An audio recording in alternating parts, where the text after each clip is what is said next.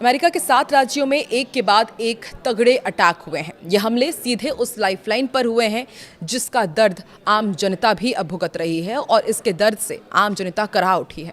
इस हमले के बाद ट्रंप का ऐसा हाल हो गया है कि वो ईरान का नाम भी नहीं ले पा रहे हैं।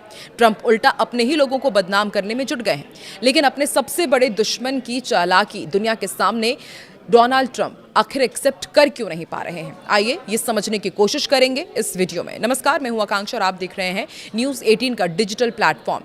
बढ़ते तनाव के बीच अमेरिका में अचानक कुछ ऐसा हो गया जिसने डोनाल्ड ट्रंप के पसीने छुड़ा दिए हैं। दुनिया के सबसे ताकतवर मुल्क की छाती पर एक दो नहीं बल्कि एक के बाद एक पूरे 7 बड़े अटैक हुए हैं। ये वार किसी आम जगह पर नहीं बल्कि सीधे अमेरिकी लोगों की लाइफलाइन पर हुआ है। शक है कि इस पूरे खेल के पीछे अमेरिका का सबसे बड़ा दुश्मन ईरान ही है, लेकिन ट्रंप खुलेआम उसका नाम भी नहीं ले पा रहे हैं। अगर ट्रंप ने दुनिया के सामने ये मान लिया कि हमला ईरान ने ही किया है तो साबित हो जाएगा कि तकनीक के मामले में दुश्मन आगे निकल चुका है। दरअसल ये अटैक अमेरिका की पानी की सप्लाई करने वाली सबसे अहम पाइपलाइन और प्लांट्स पर हुए हैं। इस सरकारी इंफ्रास्ट्रक्चर पर 7 जगहों से साइबर अटैक किए गए। हालात इतने खराब हो गए कि कई राज्यों में वाटर सिस्टम को बचाने के लिए ऑटोमेटिक सिस्टम बंद करके हाथों से काम संभालना पड़ा। अब इस पूरे खेल में सबसे बड़ा झटका अमेरिकी राजनीति और डोनाल्ड ट्रंप को लगा है, क्योंकि जब दुनिया की नजरें ईरान पर टिक रही हैं तब ट्रंप सीधे तौर पर ईरान का नाम तक लेने से बच रहे हैं।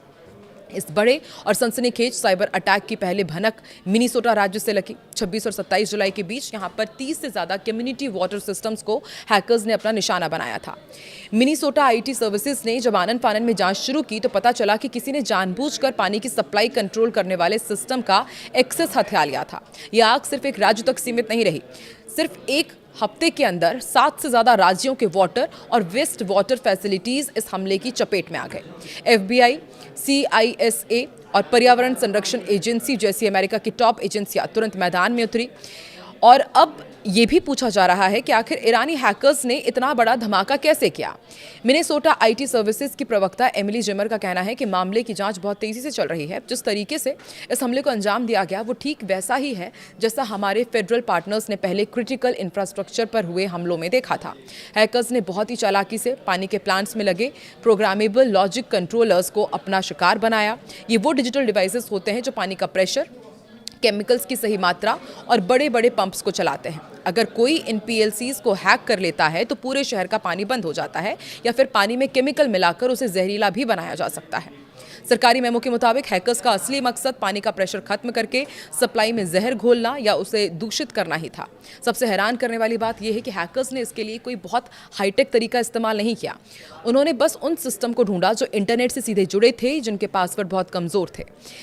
मिनेसोटा के chief information security officer John Israel ने चेतावनी देते हुए कहा है कि हैकर्स पूरे देश के इंफ्रास्ट्रक्चर को खंगाल रहे हैं, कमजोर दरवाजों को खटखटा रहे हैं और जहां भी सुरक्षा ढीली मिल रही है वहां अंदर घुस रहे हैं। अगर कर्मचारियों ने समझदारी दिखाते हुए तुरंत मैनुअल कंट्रोल हाथ में ना लिया होता तो अमेरिका के कई शहरों में पीने का पानी पूरी तरह से ठप हो जाता।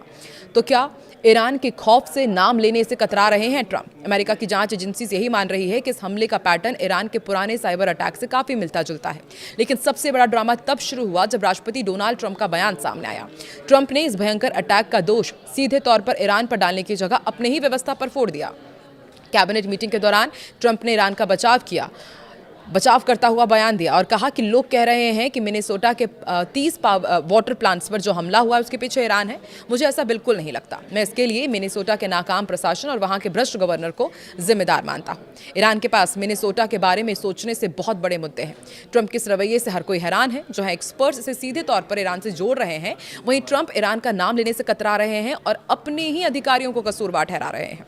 इस पर मिनेसोटा के गवर्नर टिम वॉल्स ने पलटवार किया और कहा कि ट्रंप को अच्छी तरह पता है कि हमलावर कौन है, लेकिन वो सच्चाई का सामना करने से भाग रहे हैं। ट्रंप ईरान को भले ही बड़ी बड़ी धमकियां दे रहे हैं, लेकिन हॉर्मुज में अमेरिकी आर्मी पूरी तरह बेबस नजर आ रही है। हाल ही में ईरान के रेवोल्यूशनरी गार्ड्स IRGC ने खुलेआम दादागिरी दिखाते हुए 2 और तेल टैंकर्स पर अटैक कर दिया। सिर्फ यही नहीं, अमेरिकी वार्निंग की धज्जियां उड़ाते हुए ईरान ने इन दोनों टैंकर्स को कब्जे में भी लिया है। ये खौफनाक नज़ारा देखकर कम से कम 4 टैंकर बीच रास्ते में यू टर्न मारकर भाग गए। ऐसे वक्त में अमेरिका का साथ इजराइल के रक्षा मंत्री इजराइल कात्ज खड़े हो गए हैं। उन्होंने ईरान की तबाही के लिए ट्रंप से एक हाँ मांगी है। हॉर्मुज में IRGC ने अमेरिकी आर्मी की हवा कैसे निकाली ये भी आपको बता दें। देखिए, ईरान की सेना IRGC ने दावा किया है कि उसने हॉर्मुज की खाड़ी से गुजर रहे 2 बड़े तेल टैंकर्स को निशाना बनाया। ईरान का आरोप है कि जहाज़ों ने उनकी चेतावनियों को पूरी तरह नज़रअंदाज किया और अमेरिकी सेंट्रल कमांड के इशारों पर बिना ईरानी अधिकारियों की इजाज़त के वहां से निकलने की कोशिश कर रहे थे। आईआरजीसी ने न सिर्फ इन 2 जहाज़ों को जब्त किया बल्कि उनकी इस कार्रवाई को देखकर 4 अन्य जहाज़ों को डर के मारे अपना रास्ता बदलना पड़ा। हैरानी की बात तो ये है कि अमेरिकी सेना ने कुछ ही समय पहले दावा किया था कि उसने कमर्शियल जहाज़ों को सुरक्षा देने के लिए 24 जहाज़ों का रूट बदला है और 4 पर कब्जा करके पूरी सुरक्षा सुनिश्चित की है। आईआरजीसी की इस हरकत ने एक बार फिर साबित कर दिया है कि अमेरिकी नौसेना के पहरे के बावजूद ईरान खुलेआम जहाज़ों को दबोच रहा है और अमेरिकी सेना इस वक्त वहां बेबस नजर आ रही है। मिडिल ईस्ट में उबलती इस आग के बीच इजराइल के रक्षा मंत्री इजराइल काट्स का बयान आग में घी डालने जैसा साबित हुआ। जेरूसलम में आयोजित एक कार्यक्रम में बोलते हुए काट्स ने अमेरिका और इजराइल की अटूट साझेदारी पर जोर दिया। जब उनसे ईरान के खिलाफ चल रही कार्रवाई और अमेरिकी स्ट्राइक्स में शामिल होने के बारे में पूछा गया तो उन्होंने बहुत ही नपे-तुले लेकिन बेहद आक्रामक अंदाज में कहा कि इजराइल ईरान पर अमेरिकी हमलों में केवल तभी शामिल होगा जब डोनाल्ड ट्रंप हमसे ऐसा करने के लिए कहेंगे। इजरायली रक्षा मंत्री के बयान से जाहिर है कि इजराइल ईरान को बख्शने के मूड में बिल्कुल नहीं है। उन्होंने याद दिलाया कि इजराइल ने पहले भी ईरान के परमाणु ठिकानों पर 2 बार हमला करके उसके न्यूक्लियर प्रोग्राम को पूरी तरह तबाह कर दिया था।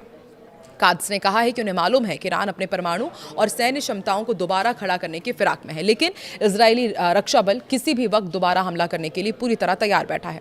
अगर ईरानियों ने हमला किया तो इजराइल ऐसे हाल करेगा, ये भी उनका बयान सामने आया। डोनाल्ड ट्रंप की जमकर तारीफ करते हुए प्रधानमंत्री बेंजामिन नेतन्याहू ने वो कर दिखाया जो आज तक कोई नहीं कर पाया था, अमेरिका को ईरान के खिलाफ सीधे एक्शन के साथ लाना।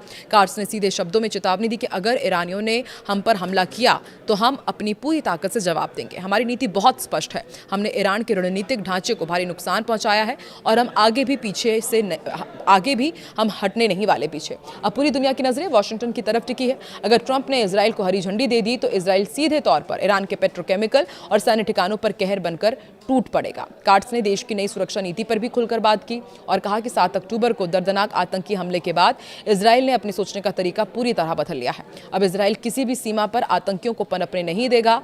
इजराइल अब दुश्मन के अपने सीमा तक आने का इंतजार नहीं करेगा बल्कि उनके इलाके में घुसकर हमला करेगा। तो देखिए, एक तरफ अमेरिका के 7 वाटर प्लांट्स पर हमला हुआ है। माना जा रहा है कि शायद ये ईरान ने किया हो, लेकिन ट्रंप कुछ भी नहीं कह रहे हैं। उनका यही कहना है कि ये वहाँ की जो राज्यों की जो प्रशासनिक सरकार है उसकी लापरवाही की वजह से हुआ है और दूसरी तरफ इजराइल इंतजार कर रहा है कि बस डोनाल्ड ट्रंप एक हाँ कर दे और वो ईरान को पूरी तरह नेस्तनाबूद कर दे। आपको क्या लगता है, अमेरिका, इजराइल और ईरान की ये जंग अब किस मोर्चे पर लड़ी जाएगी और इसका कितना खामियाजा हर बार पूरी दुनिया को उठाना पड़ेगा? कमेंट सेक्शन में ज़रूर बताएं।